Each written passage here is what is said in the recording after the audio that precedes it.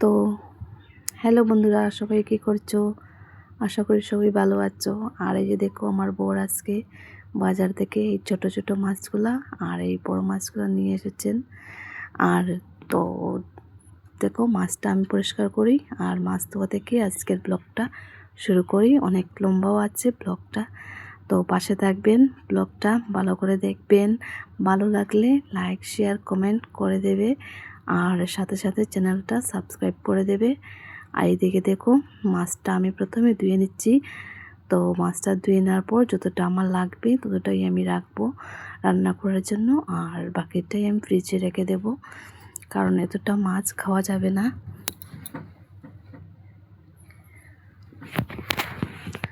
তো দেখো, পরিষ্কার করে নিচ্ছি। আর ছোটো মাছগুলো মা পরিষ্কার করবেন।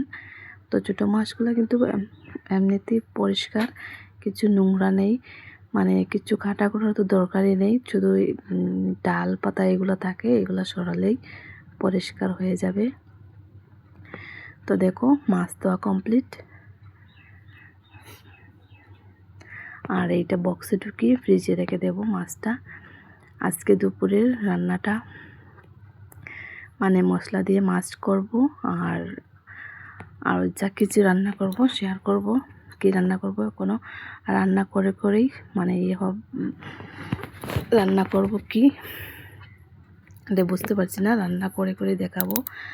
আর এই যে দেখো, এই 5 পিস মাছটা রান্না করব। আর এই যে বাকি যা মাছ ছিল ধুয়ে রেখে দিয়েছি ফ্রিজে। আর এদিকে কড়াই বসে মাছটা একদম ভেজে নিয়েছি। আর রান্নাটা মানে ভিডিওটা হচ্ছে দুপুরের রান্নার ভিডিও। আর এদিকে যে টমেটো পেঁয়াজ রসুন নিয়ে নিয়েছি মাছে দেব মাছটা রান্না করার জন্য। তো মশলাটা পেস্ট করে নিয়েছি। আর এদিকে দেখো, মাসি এসে কি বলছে, মানে কাজের মাসি এসে গেছে। এসে বলছে, বৌদি আজকে খাওয়ার হবে কি, মানে ক্ষুধা লেগে গেছে। তো ওনাকে যে সকালে যে মানে মটর আলু রান্না করেছিলাম সেটা দিয়ে খাবার দিয়ে দিচ্ছি। তো উনি বয়স থেকে আমার বড়ই আছেন, তবু আমাকে বৌদি ডাকেন, মানে ভালো লাগে না শুনতে।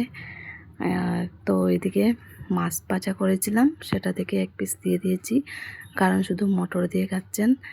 মটর আলু ঘুগনি করেছিলাম। আর এইদিকে দেখো, আমার বরমশাই মানে ওনার জ্বর ছিল 2 দিন থেকে 3 দিন থেকে জ্বর।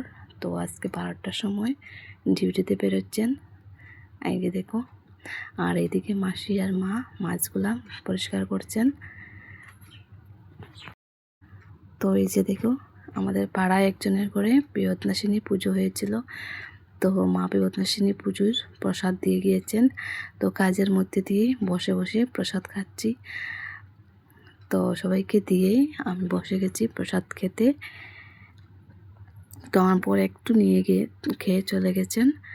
আর এদিকে প্রসাদ খাওয়ার পর বাকি রান্নাটা কমপ্লিট করব।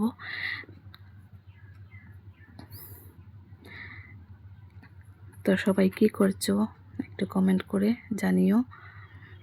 দুপুরে কাজের মধ্যে দিয়ে মানে খাওয়া দাওয়া চলে এদিকে। তো প্রসাদটাকে রান্না করব, মধ্যে দিকে মাকে চাও দিয়েছি।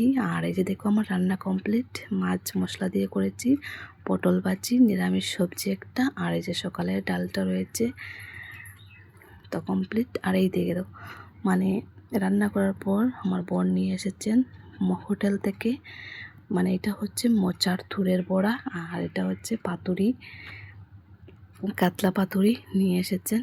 তো খাওয়া দাওয়া শেষ, দুপুরের রান্না বান্না শেষ। এখন তোমাদের সাথে একটা জিনিস শেয়ার করি। দেখো, মানে শ্রাবণ মাস ঢোকার আগেই, মানে আষাঢ় মাসে মানে প্রথম দিকেই আমার বর আমার জন্য অনলাইন থেকে চড়ি অর্ডার করে এনেছিলেন। তো তখন আমি মানে খুলে একবার দেখেছি, কিন্তু শেয়ার করেছি না, এখন করেছি। দেখো, একটা মিশো থেকে এনেছেন ট্রেন্ডিং চুড়িগুলা এনেছে, মানে দিয়েছেন। আর 2টা দিয়েছেন, একটা মায়ের জন্য, 1 বক্স ফ্লিপকার্ট থেকে মায়ের জন্য এনেছেন, মানে একটা সিঙ্গল, আর এটা আমার জন্য। দেখো কত সুন্দর চুড়ি, বরের হাতের চুড়ি পেয়ে গেলাম। তো কে কে চুড়ি কিনে নিয়েছো শ্রাবণ মাসের জন্য কমেন্ট করে জানাবেন।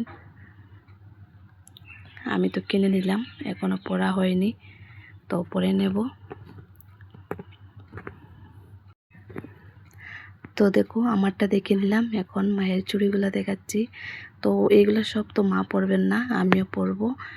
আর এক দুইটা মা পরবেন, আর সবটাই তো আমার জন্যই।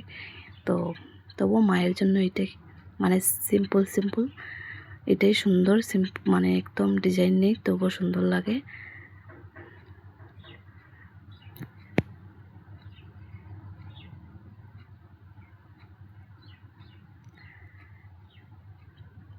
তো দেখো কত সুন্দর চুড়ি।